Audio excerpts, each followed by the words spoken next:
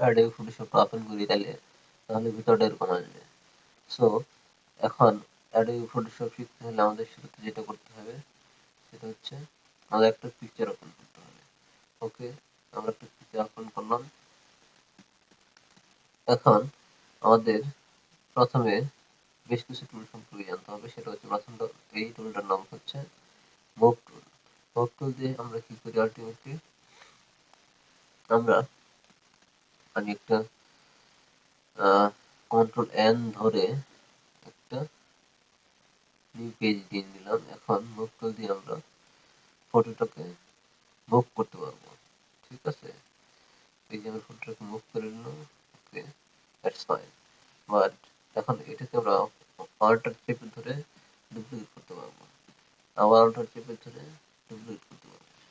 ওকে, এখানে যে দুইটা ব্যাপার বিশেষভাবে লক্ষ্য রাখতে হবে সেটা হচ্ছে adobe select layer and হচ্ছে show boundary box। show boundary box যদি আমরা ক্লিক করি তাহলে ব্যাপারটা এরকম দেখাবে যে প্রত্যেকটা ছবির বাউন্ডারিতে বাউন্ডারি বক্স দেখাবে। আবার যদি আমরা অটো সিলেক্ট লেয়ারে ক্লিক করে রাখি, আমরা যে কোনো ছবি সিলেক্ট